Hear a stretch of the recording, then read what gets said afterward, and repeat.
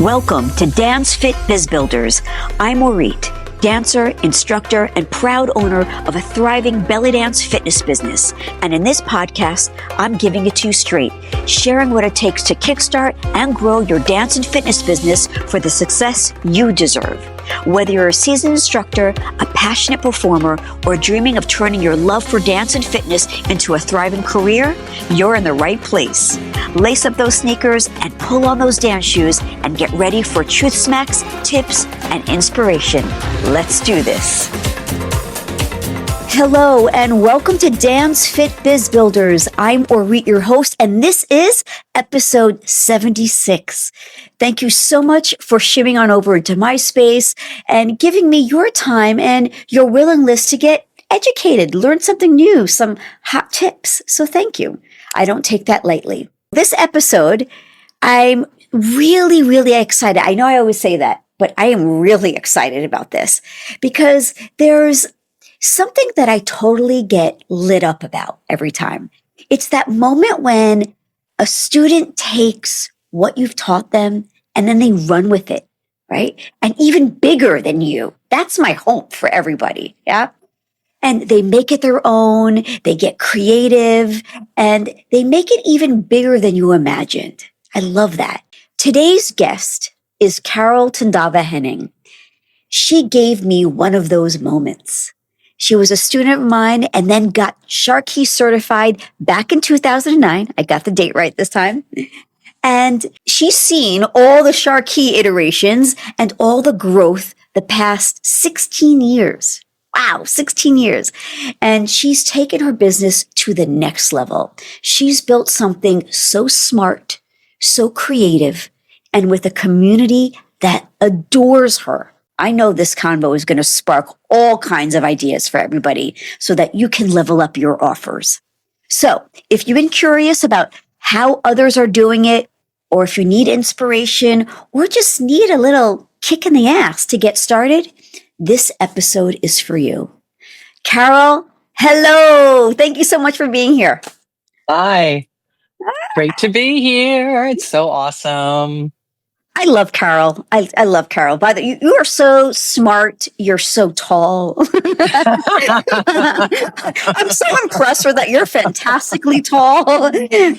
You're so talented. You're an actress. You're a singer. Like you do everything. You're a dancer. And she's just so beautiful. She's like the epitome of what you think of a belly dancer would look like.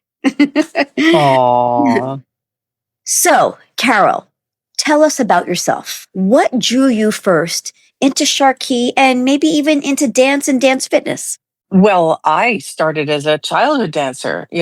Thinking about this interview, I was like, where, did I dream of being an actor when I was a kid? No, I'd always dreamed of being a dancer. From the very beginning, I was like in the library at like 3 and 4 years old, looking at all the ballet pictures and the positions. Like I learned all the positions before I even set my foot into a dance studio. So at 5 and 6 years old, I was doing tap and ballet. I was supposed to do gymnastics, but I had a crooked spine. So it's funny that I got to be as tall because I had this deformity that people thought that it was really going to limit a lot of my ability to move. But I more than made up for it with the tap and ballet. And I did that just passionately for many years until I got into about those preteen years. And then I started porking out. And, my body changed. I also, I do have clinical depression, and dancing is one of the few things that relieves my depression. I live when I dance, and that's always been the case. And like, I would go to sleep dreaming of choreographies. It was a compulsion. It wasn't something that was even in my control. I just couldn't help it.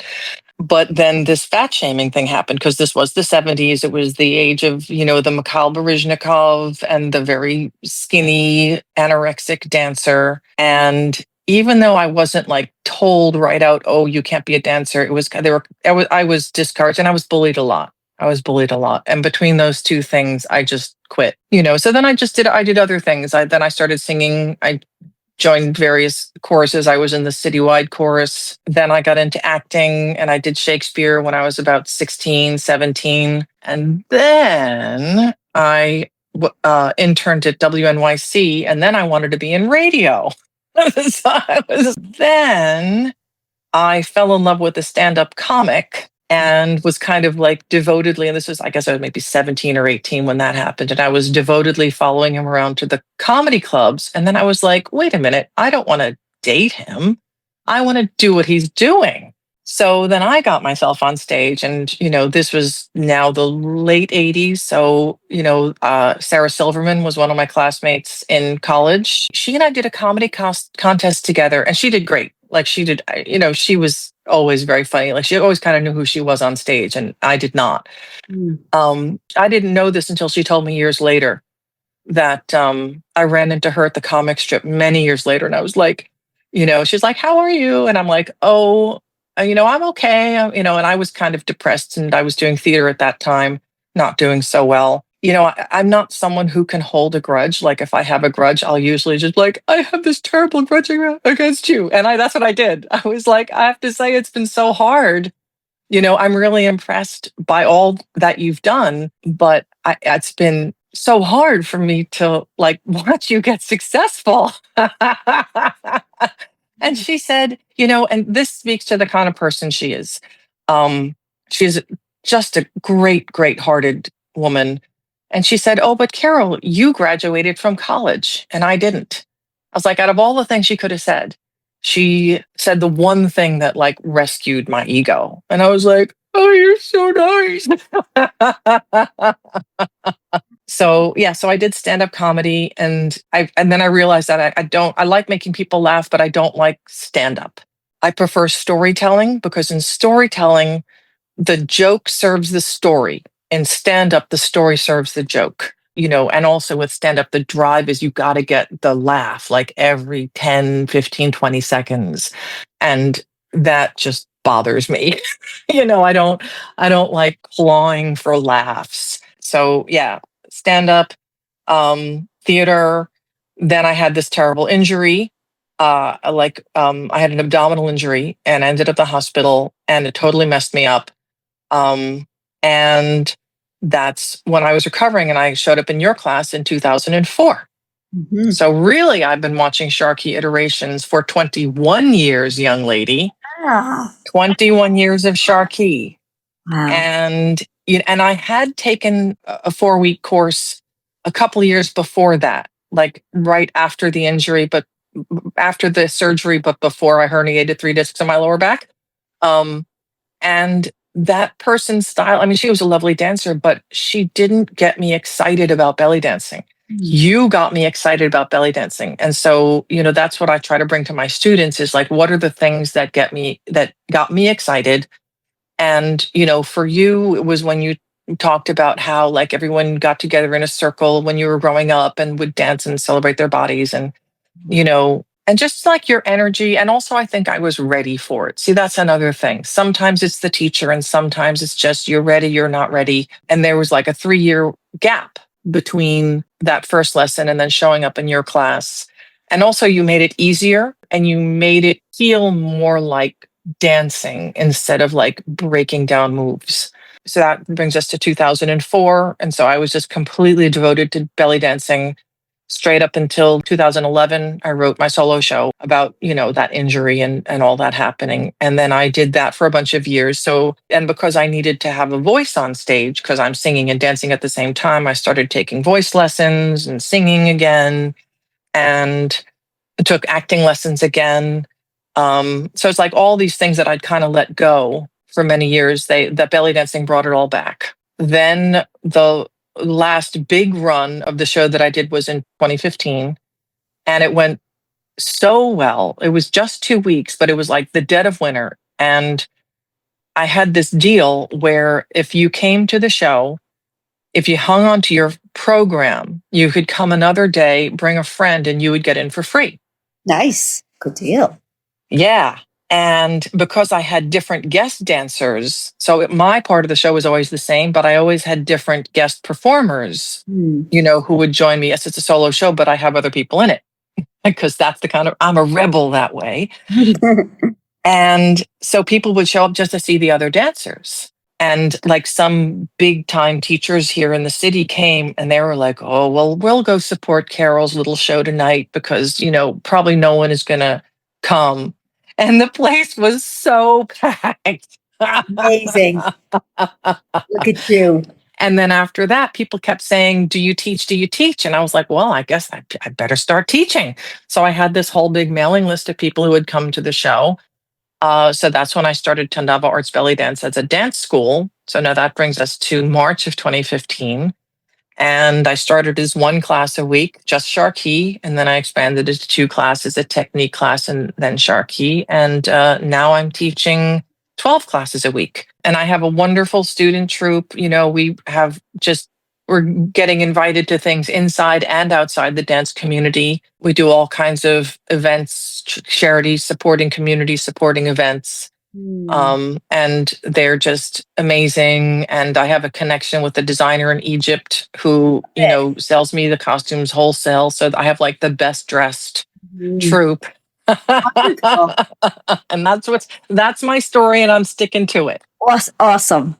So Carol, first of all, a few things I want to say. Thank you for being so transparent about your depression. So I appreciate that. You were a business person. You didn't even know it. You did a little upsell with the whole save the program, bring a friend and you get in free. Yep. You were a businesswoman. Hello. Yep. And what's also interesting is that you went into this so seamlessly, because now I'm going to go into my next question. And because it seems like you didn't have a hard time to say, I'm doing this, I'm building my business. It seemed like your customers, your fans told you what they needed. Is that true? Yeah. Yes, that's exactly right. Because the demand, because I would do a talk back after every show and everyone was always asking, do you teach? Do you teach? Do you teach? And I was like, oof, the answer to that question should be, yes, ma'am, I do. I did not foresee this business opportunity. Yeah. But you did it anyway because you have drive. But you did it. Yes. Oh, yes. So a lot of this is mindset. You're an entrepreneur, you're you're a creative. I think we're naturally easy entrepreneurs. It's easy for us, I think. Yeah. Would you agree? Well, nothing is easy. Everything is hard. But I would say that when I hear the siren call of this is what you got to do, I will do it. And that I want to do. Right. See, that's another thing is what needs to be done and what do I want to do? Right. And, it's not like joy and bubble baths, it's hard work. I mean, I'm like blood is coming out of my eyes, from staring at the screen for 5 hours, but I feel so engaged, a spiritual teacher I used to work with used to say, when you feel tapped in, tuned in, and turned on, that's when you're in this state of flow. Yeah. And the time just sort of melts. Yeah. And you might be in a state of discomfort. You hear this from marathon runners too. We're just and they're in agony, but they're just swimming in endorphins and just feeling this this pushing you forward, something inside of you that's pushing you forward, that's being satisfied. So it's more like that. I love that. Makes sense. It does make sense. I love that you're really helping our listeners, especially those who are on the fence, just getting started. But question, I know that you have drive, and I know that your fans have been asking for you to start teaching classes and create the school that you have now. But was there ever anything that held you back? Were you I'm not sure? Did you feel like an imposter? What, anything? Or were you I'm doing it? Oh, I feel like an imposter all the time. Oh, okay. I feel like an imposter all the time, and I felt the same way when I was acting because I didn't have the credentials. See, that's a thing is when you don't have, I didn't have the degree in acting. I didn't have the degree in dance. I didn't have, I have a degree in English. I know that there were things that I auditioned for when I was in acting. And they wouldn't even look at me. They would not even look at you if you didn't have a degree in acting from somewhere. But I think part of that was also me getting in my own way, because if I had felt more strongly, this is what I want to do, I think I could have not let that be an issue. I think I let it be an issue because I knew deep down it wasn't really what I wanted to do. Just like with stand-up comedy. Like Mm, I was really feeling this is not what I want, but I did not have some other thing that pulled me. It wasn't until I started studying with you that I was really pulled to do this. yeah. And I'd taken other forms of dance too, like I did Broadway dance and tap dance and ballet, you know, and it wasn't until belly dance where I was like, yeah, this is it. Like, this is what makes my body feel alive, at home in my body, at home in these moves, expressing what I have to express the way that feels natural and right for my body. That I'm sure that's going to help a lot of listeners really now think inward and really just really think about, are they loving it? Are they not? And for what are the reasons they're doing it? Are they doing it? But now, I know this happens to me. I love what I do, but when things are progressing slowly, I kind of get down in the dumps. How do you stay motivated when things are slow? I'm very lucky that I have a wonderful group of students. They are so good and they are so devoted to this dance and their love of it that on those days, I'll do it for them. I instantly turn on once I'm in the studio and ready to teach. Even if one student shows up, that student is going to have the best time of their lives. In the early days, there were classes where no one showed up.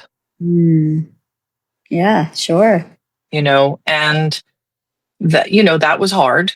But then there was the next class. Yeah. And then I would have people in the next class. And so bit by bit, I was able to kind of build just by doing it again and again and again, just doing it. It almost, I used to joke about, why I got into stand-up comedy. I say, the first time on stage, I did fantastic. Like, I had the audience in stitches. The next 40 or 50 times were not so good. But it was that first time. It really is like a drug. Like, when you're on stage and people are laughing, you're just like, oh, you're like, give me more of this. She says, hitting her arm like a heroin vein. Give me more. Ah, and it's like that, the good feelings of teaching a good class. And also, your format. I was talking with Caitlin Hines about this early, and she was like, wow, it really sets you up to succeed. We were like talking about your website. She's like, yeah, she gives you this, she gives you that. It's like you cannot fail if you just follow this recipe, you follow these instructions, and just keep doing it.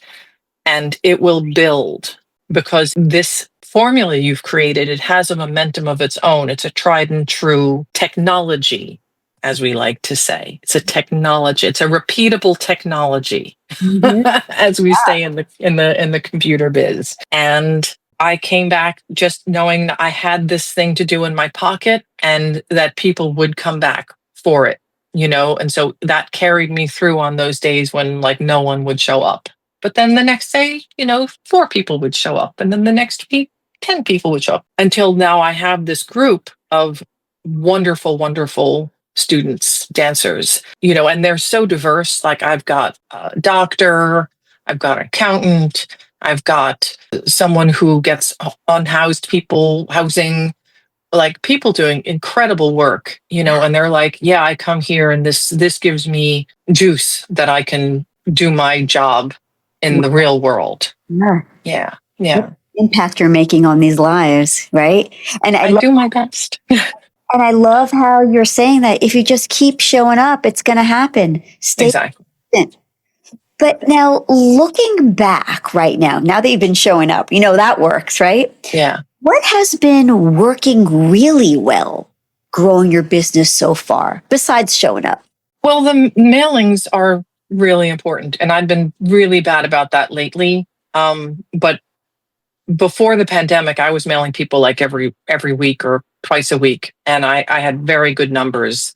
And after the pandemic, and, I had like a very serious depression episode just before the pandemic, actually, that, really, really, it set me back a lot for a couple of years. And so it was just this slow crawl back because people need to be reminded why they love your class because everyone's lives are so busy, Yeah. that you forget. I mean, there's things in my life where I'm like, I'll do something, oh, that was wonderful. And then I get on to other things and then I'll like see an email from that person or that entity and I'll be like, oh yeah, that was fantastic. I got to go back and do that. So it's like I need to just be better about nudging people's inboxes a little more and reminding them what they loved and giving them more things to do at home. I have some ideas of stuff I want to do for like some social media videos. So now it's just a matter of figuring out, what each of those little videos is going to be and then doing it. But I have an idea for that, but just more things that people can kind of dip their toe into when they're at home and remind them, oh, right, this is why I like this. And this is why I want to go back and do this. Excellent. Like, I love that you said emailing people. So that's nurturing. And you said that you kind of dropped back a little bit, but you're going to go back into it. Awesome. But I'm glad to hear that nurturing your email list has worked for you because I preach that all the time. You got to nurture peeps. Yep. Yeah. But let's talk about the flip side. What do you wish you would have done differently? Any mistakes? It took me a while to figure out, this is going to sound silly, but the warm up. And actually, I worked with Sharon Zaslaw on this, who was another wonderful SharQui instructor for many years, who now is acting, star of stage and screen, doing wonderfully. But yeah, so I have fitness certification in NASM, used to be AFA, now it's NASM, and how to best warm up the body in a way that's going to be fun but challenging and always the same. Never change my warm up. The warm up is always the same every single time. So, when people are doing it with me, they, when they've been with me for a while, they know exactly what's coming next. So yeah, so I came up with this thing that had this combination of like dance moves, like basic dance moves, pliés and even a second position and stuff like that, to like some more athletic. I do these side crunches where people have to stand on one leg. So that's challenging. Making people stand on one leg. And then I go through every single key belly dance move. That's the warm up. And then no matter what I'm doing, whether it's a SharQui class or the technique class, we always start the same way. And then I'll go into whatever, the routine is. And I always teach my choreography in a SharQui way. Like they don't know when the choreography is going to begin. I don't, because like what a lot of teachers do is they'll be like, okay, we're done warming up. All right, now here you're going to, do this step, do that step, do this step, do that step. Whereas I just keep going and I use the SharQui music. So I just keep going and I'll be like, so I just did the last part, which is the drop. So like, let's say the first thing in the choreography is a chasse.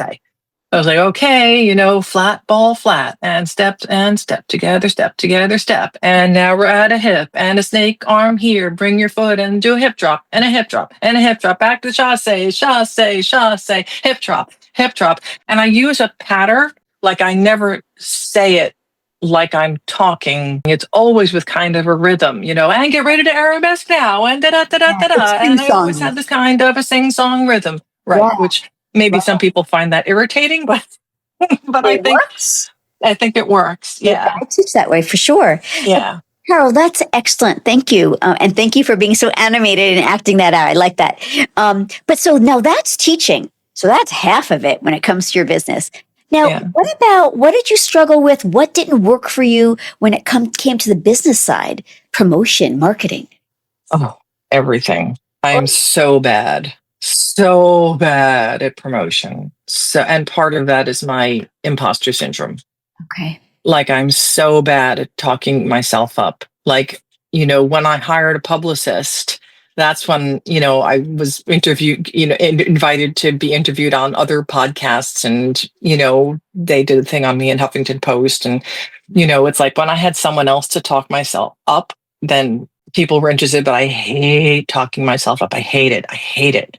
And I don't know why. It's like this real aversion that I have. But how did you grow? How are your classes so large? How did you get it there? What did you do? I mean, a couple of things. Yeah. First of all, my classes are definitely larger when I'm mailing more often. So that's definitely one thing. I'm on Groupon, ClassPass, and CourseHorse. I have long running Groupons, very well rated. And I do try to remind people, hey, if you can give us a good rating on Groupon or ClassPass, we really appreciate it because it really helps people find us. And then I have another thing. I have a first class free policy where you can take your first class free, but if you do, you cannot use a Groupon. But then I offer like a similar deal. I'll be like, well, I'll do you one better. You can have 55% off your first package, but then I get all the money. And also auto pay. Auto pay is really good too. So I do have a pretty good discount if you do an auto pay every month. So then there's ClassPass. ClassPass has gone down a lot. So for anyone out there who's thinking about ClassPass, be very careful. They used to have good support. Their support now is horrific. You cannot get a live person on the phone. So for time sensitive matters, they're not going to be any help. What ClassPass does is their members pay a membership fee. So their members will be paying, say $100 a month. And then they get a certain number of credits that they can use for various classes throughout that month. Good tips, Yeah. Kat. I love that. So you really grew your classes with Groupon, ClassPass. Yeah. And I use CourseHorse also. CourseHorse is much better. You get full price. They just take a tiny amount. They only take a couple of dollars. Oh, I love that. Yeah. CourseHorse is wonderful. And they do a lot of advertising. So if you go to Time Out New York, best belly dance classes, because they're connected with CourseHorse, if you click on the best, all my classes come up. Can you spell, first of all, that's awesome. Congrats on that. Can you spell CourseHorse for our listeners? Yeah. CourseHorse.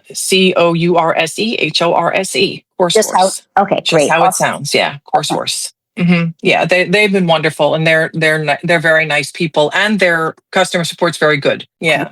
Yeah, because you really, first of all, you're a techie, so you're good with all these apps, and you've really utilized these apps well. I do my best. Really, really amazing. Congrats on that. So listeners, CourseHorse, ClassPass, Groupon, think about it. Yeah.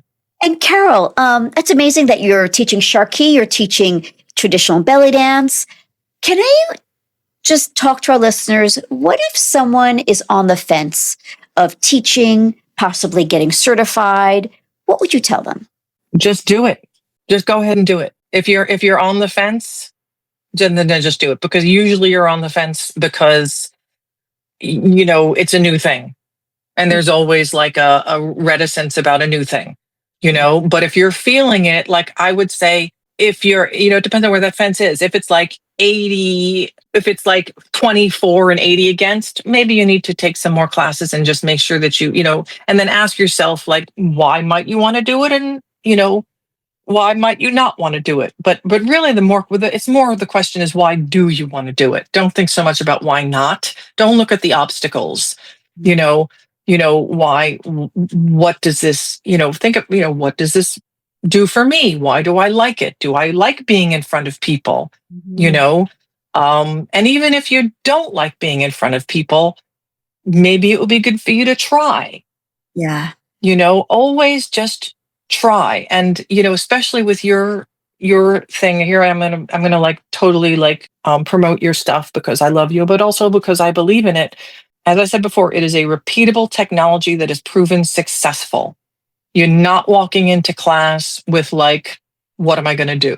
It's very clear what to do with your method. Yeah. There's no question. There's no worrying about the music. What music do I teach? I don't know. Should I do a modern song or a classic song? We got the music. We have the technique. We have the steps. Now it's just a matter of just pick the routine you want to do. And you have a very nice selection of pre-made SharQui workout routines. Mm-hmm. Practice it in your living room, get it in your body, and you bring it to a bunch of students, and just do it. Just do it. And even if you choose not to continue, those skills will help you in other things. Yes, absolutely. Thank you. Carol, it was such a pleasure. I am so proud of you. really, and guys, ladies, whomever, this is her livelihood. She used to have a full-time job. I did. She decided to make this her livelihood, and it's working. So you can do it too. Yeah. Carol, I would love for you to take us out with our signature outro. All right, folks, until our next episode, go out and kick ass. Thank you. It was my pleasure. This was so much fun.